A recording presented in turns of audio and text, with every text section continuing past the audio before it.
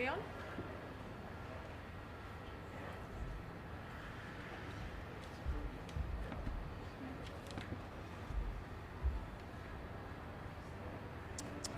Two, hey, check.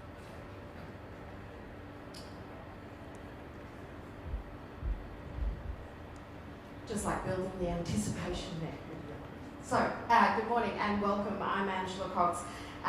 Welcome to Australia SailGP presented by KPMG here in the iconic Sydney Harbour. A little bit cloudy but not rainy, so that's positive. I'm excited to be speaking with you live from Barangaroo, the waterfront venue for our SailGP fan zone, just down there, over the Grand Prix weekend in Sydney, Australia. Our next 45 minutes we'll be meeting the stars of the show. You see 4 of them there. The sport's best athletes who will be entertaining you over the weekend. And if the rest of the season is anything to go by, you're in for a treat. Thrills, spills, maybe some tears. What do you think, boys? Maybe some tears? We'll see. This is the 7th event of what has been an exciting season 2, and the championship has really reached boiling point. The points on the leaderboard are extremely close, with just 1 point separating first and 3rd place. This weekend will make or break some of the teams. Those at the front will probably book their spot in San Francisco for the grand final. In March next year, the season finale vying for $1 million of the season prize. And for others, it will be the end of the road. So no chance at that championship trophy behind you. So the pressure is on. So far this season, we've had it all: action, drama, breakages, capsizes, and some controversy. But then what do you expect when we have these top athletes go head-to-head racing in identical hydrofoiling, high-tech F50 catamarans that are extremely fast?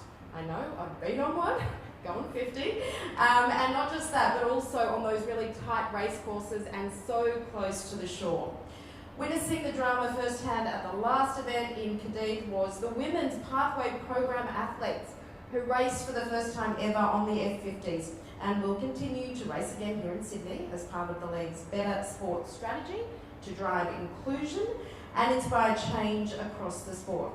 Now, for those homegrown supporters in the room, I am delighted to tell you that the Aussies are at the top of the leaderboard under the command of sailing legend and recently crowned Rolex World Sailor of the Year, Tom Slingsby. Thank you, Tom.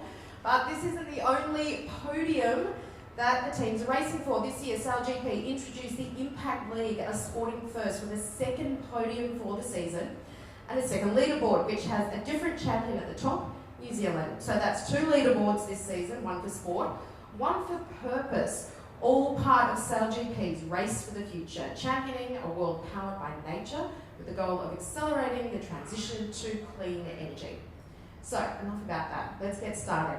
As always, the press conference is divided into halves. We have a star-studded lineup, as you can see. Our first athletes, current season leader, reigning SailGP champion and 2012 Olympic gold medalist, Tom Slingsby from Australia. The most decorated Olympic sailor of all time, Sir Ben Ainslie, driver of the Great Britain SailGP team. 2-time World Match Racing champion, Phil Robertson from Spain SailGP. And our newest driver to the league, fellow Olympian and European silver medalist in the NACRA class, Quentin Delapierre from France. Thank you all for being here. Tom, start with you.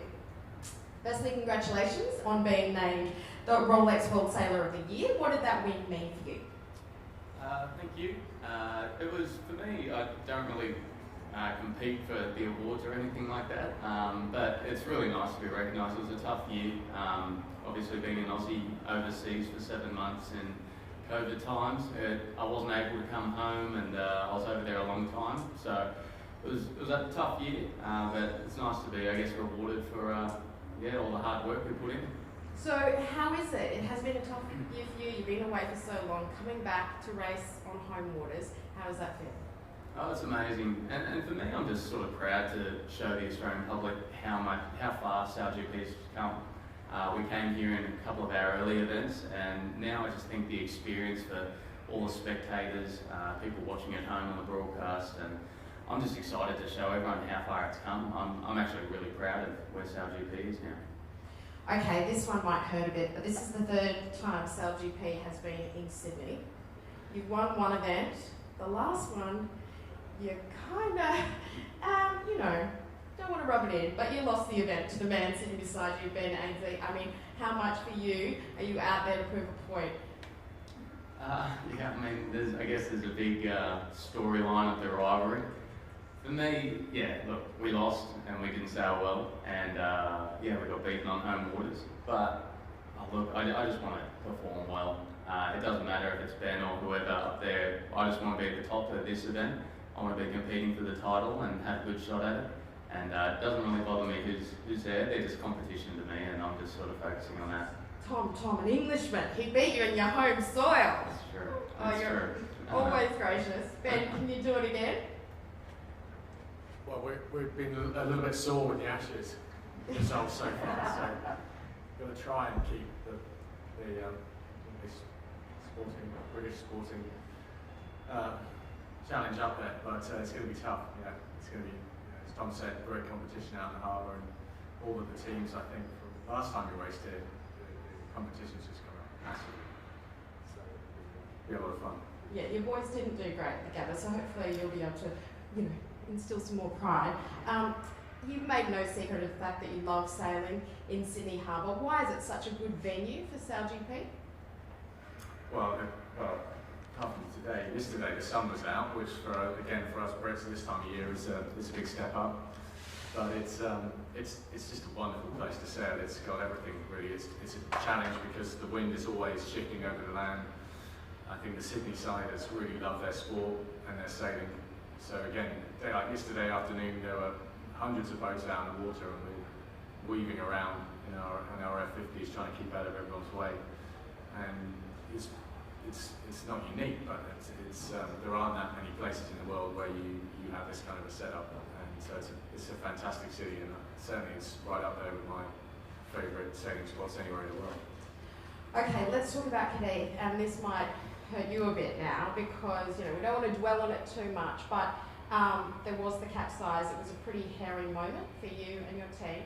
How are you feeling about that looking back? Yeah, it did hurt. You're right. Literally. That was the last time we sailed over until yesterday, and we wiped out. I guess we were going somewhere around 85 kilometres an hour, and it was a full-on moment, I guess you would say, and it was really frustrating because we were in a good position in the final race, the shootout with the final top three teams, and we've had the last couple of events, we've made some pretty critical errors at key moments. The race before, we crashed into Phil on the start line and cost ourselves quite a few penalty points both for the event and for the season. And so when you look at the overall standings, that's a big part of the difference and why we're currently sitting outside the top three, which we all know is where you need to be going into the final race or the end of the final race in San Francisco, or the final event in San Francisco. So we've got the package in terms of being able to get the results. We just got to put it all together and try and eliminate some of these key mistakes. So you say it was a critical mistake. What was it? What happened now that you've done the post-mortem, and would you do it differently? Yes, certainly we'd do it differently. One of the great things with the league, and we talk about it a lot, is the data analysis that we have through the cloud, through the Oracle cloud. And so we can go back and look at not only our own boat, but all of the other boats at key moments in a race and try and work out, well, why did that happen? Was our setup different to some of the other teams? And there were some key differences to our setup, to our trim going down that first reaching leg, which is where we just heeled over too much, and it was kind of actually a bit of a weak capsize, if that makes sense, because normally those situations happen if you're in a manoeuvre and you're putting the boat in a difficult spot. But where we were on the race course, we should be okay, but we had our trim ever so slightly wrong, and put us into a situation we couldn't pull out of. And it also just goes to show how tough these boats are to sail. They really are on the edge, and that's the challenge that we enjoy. Okay, Phil, Cadiz was also full of kind of highs and lows for you and your team. Your first race win in season 2 on the Saturday, then the dramatic capsize on the Sunday, which had you out of the racing. How have you processed that and reflected back on that? Yeah, look, it's a real shame, to be honest, and probably still a bit pissed off from how we executed our manoeuvre that put us over and into the drink. But look, it's something that we've analysed. We realised we made a pretty fundamental error, and we're going to correct that and learn. And being quite a young team with a lot of inexperience on board, you kind of have to make these mistakes to learn, unfortunately. And yeah, that really hurt us, considering how great our support was at home on our home waters. And Ben talked about the Oracle data insights. Have you had a look? Do you know how fast the winds are going? It was windy. Some would say fresh to frightening. But look, it was, we actually lost all our wind gear after that, so it's pretty hard to say. We had a pretty extensive amount of damage to the boat, but look, it was above 20 knots, and yeah, as I say, we use the Oracle Cloud religiously and looked at all the teams, how they executed that manoeuvre, and yeah, it was pretty obvious once you look at it what we did wrong. So it's been a bit of a tough season. You had the capsize in Denmark, also obviously in the home event in Spain. So how does the team bounce back from that? Yeah, hopefully, like we did in Saint-Tropez, after Denmark, we bounced back with a podium finish, so that's the plan here. That's a good goal, I like it. Okay, Quinton, let's go to you. It was only a second event in SailGP. How was Cadiz for you? A steep learning curve? Yeah, exactly. No, I mean, Cadiz was tough for me. I have a lot of things to learn, get into the French SailGP team, replace the skipper, so yeah, a lot of things to learn, and Sunday breezy day was tough. I have to be really concentrate just to keep the boat on the right side. Did your first event go as planned, or were you disappointed with the result? I mean, I was not matter about the results. I was just focused on my communication with Lee Macmillan, who is our only Englishman on board, so I have to be really accurate with him. So I was quite happy on this side. Was the calibre of the fleet and drivers what you expected, and how hard were the F50s to sail? Yeah, I mean, the fleet is the best level you can have on a sailing league in this world. So yeah, for sure, those guys are really tough to beat, and I have a lot of things to learn and to achieve our French goal. So yeah, it was exactly what I was expecting. Tom, you won the event in Cadiz, so does that give you a bit of confidence coming in here now? For sure. I think we're really getting confidence out of being able to bounce back from bad results. We've had some really good results this year, but we've also had some shockers, and after each shocker we've managed to sort of claw our way back up to the top. So we're very inconsistent, but we know that we can bounce back well, and we know if we hit that final race, we've got a pretty good record if we can make that final podium race. So that's a good source of confidence for us, for sure. So you've said it's special for you being back here, special for you to be out in Sydney on your home waters. What about for Nina, who will be joining you out there? What's it going to be like for her? I think it's going to be amazing for Nina. I think, obviously the females just joined us on board for racing in the last event, and Nina's our lucky charm. She's 1 for 1 win, 1 race, and I think she's a great addition for us. But yeah, I think for her, we've sort of had that feeling of being out there competing on Sydney Harbour with our friends and family watching, but it'll be a first time for her, and I'm excited for her. She's really excited. Her enthusiasm is really infectious in our team, and she's such a great addition to us. Okay, Ben, let's talk some strategies and game plan. Mediocre results in Saint-Tropez and Cadiz. You need to get back to your winning ways to make the grand final in San Francisco. So have you made changes for this event? Well, we have made some changes. I mean, they're not based around our performance in previous events. We've got 2 crew changes. We've got Hannah Diamond, who's come on instead of Hannah Mills. It's our female athlete, who is a great talent, and I'm sure she'll do a great job for us. It was her first day on the boat yesterday, and already she was settling in and steering the boat around Sydney Harbour at, I don't know, 80 kilometres an hour or something, and really settling well. And we also have Nick Hutton, who has been sailing a bit with Tom and the Aussie team through the season, and he's joining us instead of Richard Mason for this event. But yeah, we need to get some results. Cadiz, we got ourselves into the top 3, which is kind of where you need to be in these events, but unfortunately we got ourselves into pole position in that race, but stuffed it in. And so we just need to focus on trying to be in that top 3 and trying to execute when we get into that final race. That's the key. Phil, you guys are currently placed 6th. Is the team sort of now looking ahead to next season? What's the focus for you? Look, I don't think teams should really be looking ahead to next season, so no, that's not the focus. I think there's still a chance to make the final, and that's what we'll be gunning for. A good result here, and the racing's extremely competitive. It's getting close, and there's a high chance of another crash like Bermuda. So I don't think you ever write yourself off. Love it. Quinton, what about the French team? How are you guys approaching this event? On the same way as Cadiz, just try to improve our learning curve, and let's focus to make into the game and try to win races firstly, win starts firstly, and after that looking after the ranking. But it's not our main focus on Sydney. Just looking for simple goals and try to achieve it. Okay, I want to quickly get some predictions here. Phil, I love your confidence that you're still in this. If you guys can't make it, you got 2 of the legends sitting next to you. Who's your money on? No idea. Oh, come on, that's on the fence. On that call, sorry. What about you, Quinton? Who do you think's got this event? I don't really know. Those 2 guys are legends, as you said, and they sailed pretty well yesterday.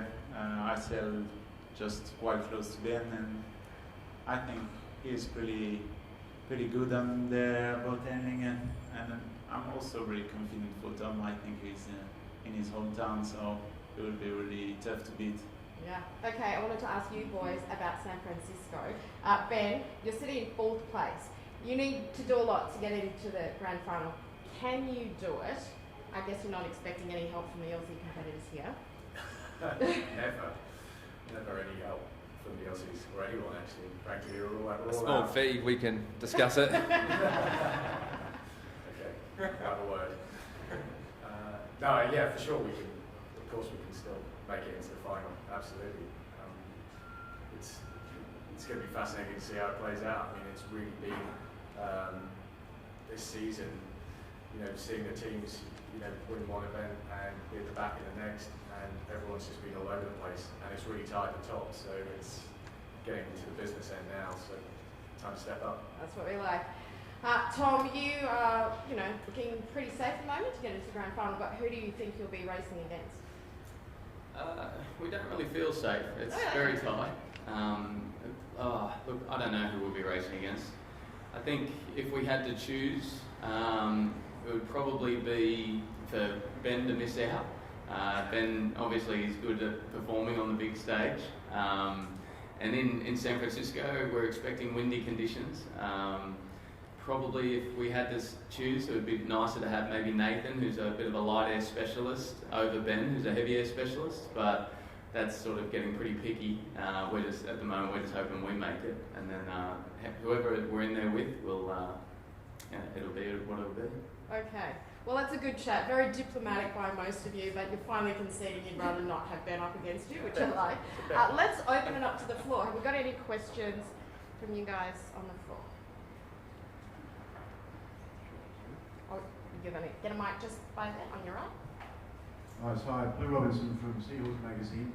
Tom, we've seen a lot of attention focused on the contest between yourself and Ben. The fact is, Ben really likes sailing in Sydney. He won his first gold medal here. He said that he loves sailing here. He took out the last SailGP here, and he was the last team back to the base yesterday out training. I'm going to flip a question that I asked last time here. How do you get under Ben Ainsley's skin? Honestly, and I know I sound diplomatic, but it's not my focus. We've just got to focus on ourselves. I'm not going to get under his skin. It's pretty pretty obvious. He's been around long enough. He's won that many gold medals where people are trying to get under his skin, and it turns around 180 on them. So I think if I try to piss him off and get under his skin, it'll probably make him perform better. For me, we've just got to focus on ourselves. I know if our team can beat any team in the world when we perform well, and so that's all our focus, is putting all our effort into ourselves, and hopefully they're going to perform at 100% and we'll have a great match. Anyone else? We've got another one over here. Just pass the mic down. Adrian Warren from Australia Associated Press. Tom,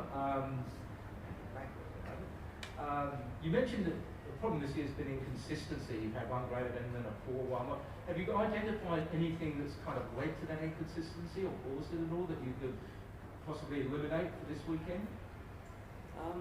I think people know we've had a few technical issues on the boat, but I'm not at all blaming it all on that. That's been maybe a reason for dropping down the points a little bit, not all the way to last place, that we finished in 2 events. It's the way we react to the technical issues. If something's not working correctly, just not letting it bother us. And we've now sort of got counter measures in, if something fails, how can we sort of overcome it with doing something differently. It's a big problem. If we do have technical issues out there again, we won't know. We've done all this research how to come back from it better, but we won't really know until the time, have we fixed that issue, fixed that problem. And it's kind of a mental issue. Obviously we've learned some skills on how to manage it better, but if we have technical issues on the water again, yeah, it'll be interesting to see how we react. Okay, we've got time for one more question. There we go, up the back. Oh, sorry. Thank you. Let's turn to stuff. Hey guys, Claude's here from SailGP Socials. I've got a question for Phil. Incredible careers taking you around the world, recently in China and then in Spain. But it's social, so we're going to go a little bit different here. I wanted to ask you where you preferred the food. You've had the dumplings in China and the tapas in Spain. What are you preferring? Yeah, that is different. Nice. Look, I guess we're pretty privileged as athletes. We get to travel the world and try a lot of different things. Everything offers pretty different cuisines. So yeah, China has certainly offered some pretty strange ones. Yeah, jellyfish being my favourite actually over there. But now look at food is important, and if I had to pick, I would probably say Spain. Okay, I know I said that was going to be the last one. We've had a very pretty please request for one more, so we'll just get another quick one. Very quick one for you, Ben. Time on distance question. We're seeing the boats moving very fast through the water. How early in the pre-start are you picking your spot on the line? And how late can you change that spot? Oh, it's a good question. It very much depends on the wind conditions. In the larger areas, of course, it's harder to judge that time on distance from a long way out, and especially where the starting box here is in Rose Bay, the wind's quite puffy, even in a northeasterly breeze. So you've got to be a little bit careful, sort of trying to do a run up from too far out. But in the breeze, you see that the guys that generally, or the teams that generally win the start are those that come in late at full speed, because you end up with maybe a 20-30 kilometre speed differential. So even if you're perhaps a boat length late for the line, those boats pretty quickly march through.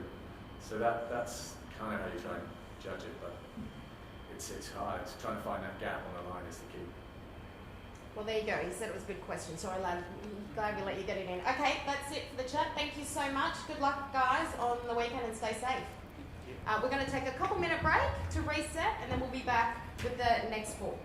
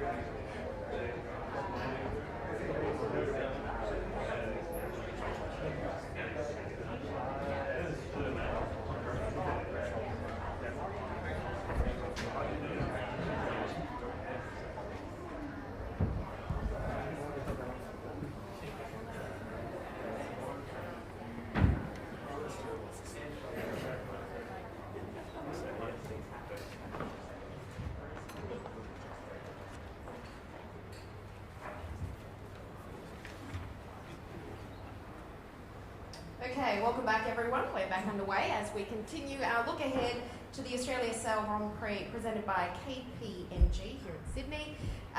Please welcome to the stage our next four drivers. America's Cup winner Jimmy Spittle from the US team, Olympic gold and silver medalist Nathan Atteridge from the Japan SailGP team, three-time Olympic medalist, one of those from Tokyo this year, and America's Cup winner Peter Burling of New Zealand, round the world ocean racer Nikolai Sehested from the Denmark SailGP team presented by Rockwell. Jimmy, first to you. You are like second overall, yet to win an event. We talk about this being Tom's playground, but you're no stranger to Sydney, obviously. Is this the event when we will finally see the US on top? I prefer it to be the last event, to be quite honest, to be the team, on top, and that one's the one to win. For us, it's really been about, getting back into this competition. We had a pretty rough start for my friend here on my left, but also a few other things. So it's been a bit of a comeback just to get back and climb up the leaderboard and just try and post some consistent results, which we have. So, of course we would love to win this event, but again, looking at San Francisco, consistency is the key. We want to make the podium race and go into San Francisco in good shape. So you've obviously won some pretty major trophies. How special would this one be? Oh, the SailGP has the best sailors in the world. It is the hottest competition out there, probably that we've ever seen. And of course, as a team, it will just make such a huge statement to bounce back. So, look, we'll take it one at a time. There's a lot of work that's got to happen before we spend too much time thinking about that. Okay. Nathan, you didn't make the medal race in Cadiz and as a result lost out on a place to Jimmy. Sitting third overall, this event will have a huge impact on your ability to make San Francisco. How does that affect the way you approach this event? I think for us it's pretty similar to what Jimmy said, like consistency is the key. We've made a lot of the podium races so far this season, and honestly in Cadiz we really sort of struggled in that strong wind condition. And we placed fourth, which was a really good salvage, I think, for us. I think it would have been easy for us to be in the bottom couple there, and then we'd be looking pretty grim, to make that podium race.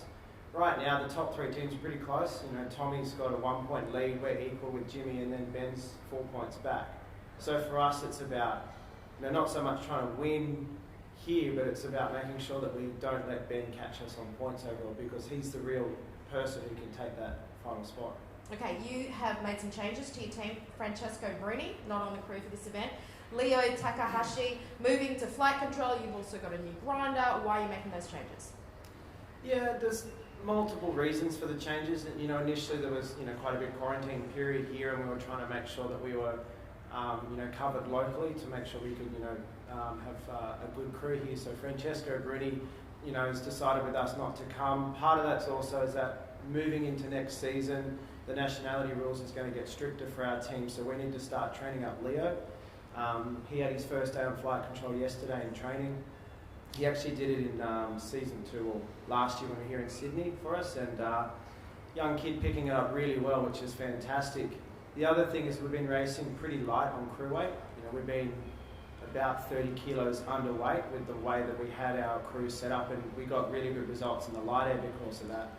But you know, Sydney in December can produce some really good black nor'easters, and we wanted to make sure we're right on the top of the weight limit. So we brought in Luke Payne, who's an Australian, to sort of come and bring some muscle to the body. He's 107 kilos, so we're hoping that a little bit of power to the handles, a little bit more crew weight, you know, might help us in our windy performance. Okay, Peter, you had your first SailGP race win in Cadiz and were very close to making the podium in Saint-Tropez. What do you need to do to get on the podium here?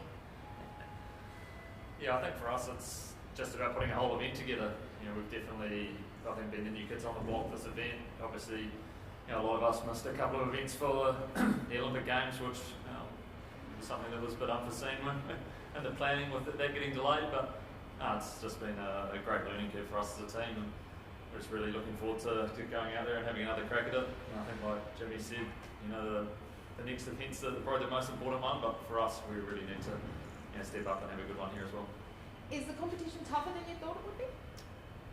I think it's just what you expect when you put a whole heap of good sailors together in equal boats. You know, it's probably the other unique thing with SailGP is just the really limited training time. So, you know, if you do get behind in your training hours, it is very hard to make those little gains. And, you know, I think we've really struggled to actually see two events with similar conditions as well. So, you know, it's always been about just, you know, trying to catch up in all those little idiosyncrasies of these boats. But, you know, we really feel like as a team we're getting a lot better and looking forward to putting our best foot forward this week. Okay, Nikolai, Sydney is your first repeat outing on the calendar. You obviously improved a lot, but can you make the podium? I think any team can make the podium if they put together a good event. I mean, we've also been close for a few events making the podium, and they're a little bit, you know, unlucky like most teams have. I think all teams have their good and bad days and their fair share of luck and unluck. So it's just the more consistent you are, the better performance you can put together every day, then the higher chance you have of making the podium. And we're not quite consistent enough yet as a team. You had an incredible moment in race 4 in Cadiz where you just narrowly missed hitting the Australians. Your reaction was incredible. Talk us through that moment. I don't know if it was incredible or not. I think sometimes it's a little bit too close for comfort, but yeah, I think that's something you're going to see more of. I don't think it's going to be a one-off moment. The racing gets closer and closer, and we had a really light season so far in terms of breeze, and now we get into the more windy events, and then you'll see a lot of this stuff, I think. And luckily, it is the best sailors sitting next to us, so we're not too worried. We know they're going to do the same thing when we're in trouble and avoid us. So that's part of racing. You know, you're only going to see more of it the next few events, that's for sure. So maybe not getting that close wasn't incredible, but your reaction to it and to avoiding a crash, you must have been happy with that. Oh, I think it's predicted from all of us. I think it's you know, if you make the crash, then you completely fail what you're supposed to do. So I think it's yeah. It's just, for sure it's going to happen more and more as we go forward, the closer racing it gets. And at the moment now, when we're going around the marks, we're sort of in a string, and then, you know, give it a few Grand Prix and you'll be having 2 or 3 boats overlap going around marks at these speeds, and then you really need to make the right decision every time. Okay, let's talk a bit more about those windy conditions that are expected for Saturday. Nathan, you talked about that earlier. It's looking like it'll be pretty windy, not hectic, but stronger. San Francisco, obviously typically windy. Your strength so far in season 2 has been light winds. Is Saturday then going to be kind of like a good sort of opportunity for you to test you and the team in high winds? Yeah, it's exactly how we're treating this event today with the southerly. Hopefully we get a bit of breeze, but definitely Saturday is looking like a proper nor'easter on Sydney Harbour. I've done a lot of sailing on the harbour and I know what it can be like. Thankfully they're going to get all the traffic out of our way, because yesterday was a little bit hectic out there for us. But you know, as I said, we sort of struggled a little bit in the stronger conditions. We saw that in Cadiz, really struggling to, you know, put consistent performance of the boat around the track. You know, we went from first to last almost in the first race on the second day, and managed to get a third in the following race. But these boats are really difficult to sail when it gets windy. There's no question about that. They require a lot of power and a lot of skill to keep them under their feet. And then you put them on a race course, it gets harder again. So San Fran, as Jimmy said, is the ultimate goal for all of us here. You know, we know what San Francisco can be like. It can be really breezy and often even quite wavy there. So, our focus at the moment is really trying to improve our strong wind performance, hence the crew changes. We've also brought in a really smart guy in Glenn Ashby to help with the coaching. It was something I've been working on pretty much for the whole season to try and get him to come and help us out. And, him being in Melbourne, he rode his bike up from Melbourne and he's here with us this week to give us a few tips on how we can just improve small things. It's not a rewrite of the program because clearly we're going quite well, but having someone like Glenn here to give us a few tips and really help the younger members of our team, give them the confidence to keep improving is what we're looking at. And if we can come through this event and on Saturday with some good performance, that will build our confidence for San Fran. And Jimmy, what about you? How's the strong winds playing for you? We had a good result in Cadiz. We walked away with second place, but I think the Aussies really showed they are the team to beat when the breeze is in. That's pretty obvious. But things can happen. The British are pretty strong in the breeze, and we saw what happened, in the podium race in Cadiz. So, yeah, it's a fine line between, pushing hard and crashing, because you are rewarded on these boats for pushing hard. You just go faster. So, yeah, it's just trying to balance that and keep the thing upright. Okay. Let's talk about a bit of rivalry. Peter, you'll obviously have a few New Zealand fans here. Does that add an extra level of rivalry, Australia v New Zealand? Yeah, well, I think it's something we always really enjoy coming over here and racing against Australians. For us, probably the most exciting thing about being here is it's the first event that's actually in a time zone where Kiwis don't have to wake up at 5 a.m. to get behind us as well. So it's something that we're really looking forward to actually being able to race and Kiwis get behind it back home. But the Kiwi contingent here is pretty strong as well. So we'll be giving it our all to try and take Tommy down this weekend. Yeah. Nathan, I know we love talking up your rivalry with your friend and me, Tom.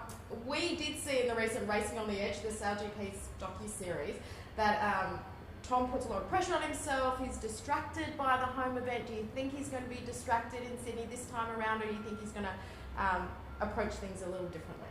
I'm sure he's learned a lot from last year. You could see last year, and I think I might have made a comment in that documentary, that he was running around with several media obligations, and I was just chatting to him backstage before, and I said, how's it going at this event? And he said he's palmed a lot of the stuff off to other team members, which has given him a bit more free time. And I think that's one of the important things is these events where you've got 3 12-minute races each day to try and put a good performance down, and the rest of the time you can get really distracted. So I think the pressure's not going to get to him as badly as it did last time, and there's a lot that's been made out of that last event where Ben came in and pretty much wiped everyone. I think the fleet is so much closer than it was back then. We've got 8 teams that can win races, and we're going to have a good mixed bag, I think, this weekend of results. And I think everyone at this table would love to beat Tommy, and I definitely would love to beat him on the weekend, but you just got to put your best foot forward, and you can't really think about your competition too much. You just got to push boat hard and not run into anyone. Sounds like Slingers has definitely got a target on his back. Jimmy, is there any team you would like to beat more than others? Or if it would hurt if they beat you? All of them. Yeah, all of them. You just can't, when you got, 8 of these things on tight, it feels like a football field. You just can't worry about one team, because if you do, the next thing you know, another one goes past you. It's not a match race like the America's Cup. This is high speed, fleet racing, it really is like Formula One. You get caught up with someone else, and there'll be plenty of guys behind you ready to roll you. So, yeah, for us, look, we'll get enough on with ourselves. We won't worry too much about everyone else. Okay, I want to talk about a few cool initiatives this season that we've seen. Nikolai, firstly, I'll start with you. We were talking before with the last group about the data, the SailGP Insights powered by Oracle. How important is that data and using it to try and plan your game plan and your strategy? I think it's the ultimate key to success. You really need to use all available tools out there, and the data supplied by Oracle is a massive key for us to improvement and catch up with the other teams. It almost be an impossible task if we didn't have any data at all when we started as a new team a year ago in terms of what the other teams were doing. We wouldn't know where to start other than probably get a good insurance. So I think it's a massive thing, and it's something that's getting the racer closer and closer for sure. Jimmy, we've got the Women's Pathway program. You've got Anna Weiss is racing with your team. what is your plan with the Women's Pathway program and potentially having 3 female athletes in the team? Yeah, it's awesome. I mean, Anna just came from the games like Pete and a couple of the guys over in Tokyo, and so she's come in and just slotted in really well. Just an awesome athlete. She's been doing a bit of rowing at Boston University as well, so in incredible shape as well. And as we know, when we go to the 4-person crew, she'll be grinding, so I think she'll really be able to, add something there and put some horsepower in. But yeah, look, I mean, we have 3 awesome athletes now, and we haven't stopped. We really are looking in the United States to essentially, supplement the team with a full squad. And they've all got their own different skill sets. So it's an exciting program. It's really cool to see it moving forwards. And man, there's no shortage of talent, especially in the US. So it's great for us to have Anna join the team. Good stuff. Okay, Nathan, also we talked at the beginning about the 2 podiums for SailGP, one for sport, one for the planet. You seem to be approaching this in similar ways, made some of the biggest gains in the Impact League. How are you approaching it? Yeah, it's a really cool initiative, obviously the Impact League, and the guy to my left, Pete Burling, and his Live Ocean project, they've been charging ahead, with everything that they're doing. When we kicked it off in Bermuda earlier this year, it was really new to us and to the team, and it took a while to sort of understand, I guess the concept and how it's worked. But since, making a partnership with the Plastic Planet, this organisation that's really focusing on, minimising plastic in the world and effectively turning off the plastic tap, we've had them heavily involved with us, just trying to find ways that we as a team and the event as well can just reduce its impact on the world. So we started off getting 30 or 40 points out of 200 at the beginning of the season, and the last event we were in the top 3. So I think the main thing for us is just to keep improving, keep understanding what we can do better, and we've learned a lot from the other teams. Every time a team has an initiative, we try to copy that, because we figure if they're doing a great job in that area, we need to do that. And if we can find a new area, we'll happily share it with the other teams too, because at the end of the day, we should all be working together on this. Cool. Thanks, Nate. Okay, let's talk really quickly about Season 3. I know we haven't even finished Season 2, but we want to know your thoughts about Season 3. Peter, you might be out of the running for the grand final in San Fran. There is still a chance of winning the $200,000 event prize purse. One would presume that you're now really going to be focusing on Season 3. Is that fair to say? Yeah, well, I think focusing on trying to win these next events and put our best foot forward is the same thing as focusing on Season 3. For us, we've got a really good group of people, and we're planning on carrying on with most of them through to Season 3.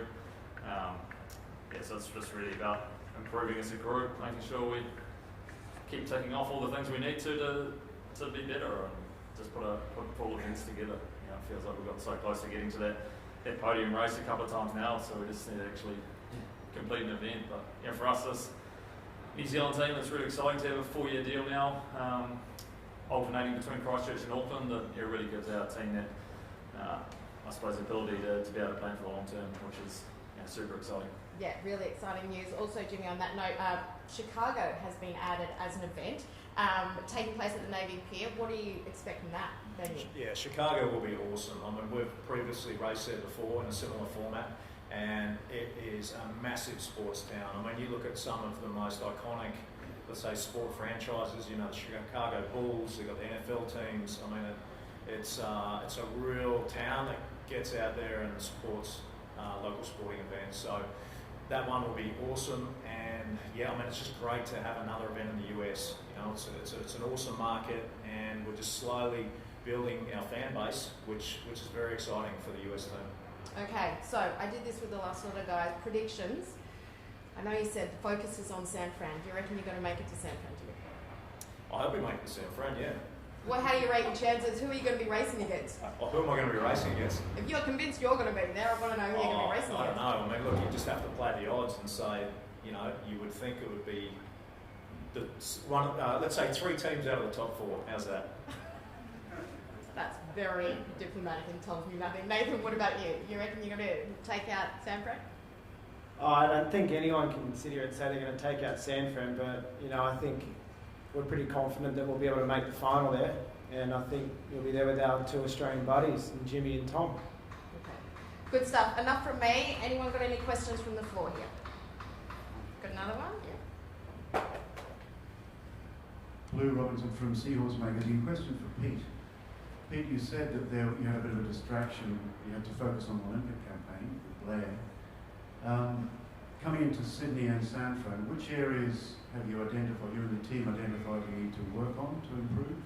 And how important is the SailGP data in helping you with that question? Yeah, it's definitely a hard one when you say a couple of areas, because I think there's just so many areas you need to improve, and really for us as a team, it's just about making those little changes in nearly every area. We really distribute responsibilities around within our team for taking on that process of looking at the data and figuring out what we actually need to do to be better.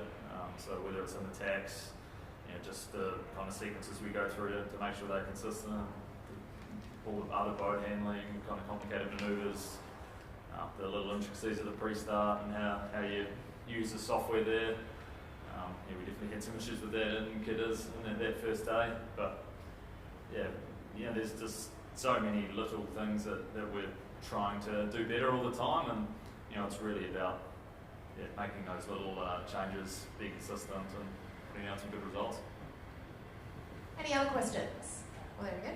Thanks. Adrian Warren from Australian Associated Press. This one's for Jimmy and Nathan. I mean, obviously you guys have done a lot of sailing on Sydney Harbour. Tom has as well. Ben Ainsley's had a huge amount of success here in major events. How much of anything does local knowledge count for, particularly in races that are over so quickly? I'd say the entire fleet has pretty good experience here. All of the crews have done so much sailing here. I mean, Sydney is such a great event on the calendar, and especially for a lot of the Northern Hemisphere-based sailing teams, because let's face it, the Northern Hemisphere really shuts down during their winter. So of course, there's a few of us that have grown up here or around here, but at this level, the majority of the athletes have spent some time here. Nathan? Yeah, just to add to that, I think the nature of the courses and the fact that we're so restricted with the boundaries and so restricted with the starting box. You might have a good understanding of where the wind flows around Bradley's Head, or how it moves around Shark Island, or any other parts of the harbour. But if you want to go and find that shift off Bradley's Head and there's an imaginary line and spectators in your way, you can't use your local knowledge as well as you'd like to. So you've probably seen a lot of the racing, it's a bit of boundary bouncing, and it's more about how you manage the fleet and less sort of how you manage the wind. Unless we get into that really light wind where you do have to pick, really tricky stuff. Forecast looks pretty good at the moment, so I think it'll be more flat out racing and sort of boat handling. So I don't think the local knowledge is going to be as critical as it would be if we were doing a more, conventional race on Sydney Harbour. For both of you guys, I mean, obviously you're used to racing internationally a lot, but how is it actually racing against an Australian team in Australia? Well, I've done it a couple of times now. It's a strange feeling for sure. We've raced all around the world, and I've been flying the Japanese flag now, working with the Japanese team for a couple of years. And every time you come to Sydney and you're racing against Tom, who's such a good mate of mine, and all the guys and girls on that boat, it is a bit of a strange feeling to go out there and compete against your country. But it's professional sport, and at the end of the day, it's nice to see a few Australians getting behind our team as well. Well, thank you so much, gentlemen, for your time this morning. Thank you all. It certainly sounds like it's going to be a very exciting weekend, that's for sure. Very, very close. I'm personally excited about it. I was on Shark Island last year. You can't beat it for a spectator sport. The action kicks off at 4 p.m. local time on Friday and Saturday, and is live here in Australia on Fox Sports and KO, or check out sailgp.com/watch to find out how to catch the drama wherever you are. Enjoy the spectacle. Good luck and stay safe, guys.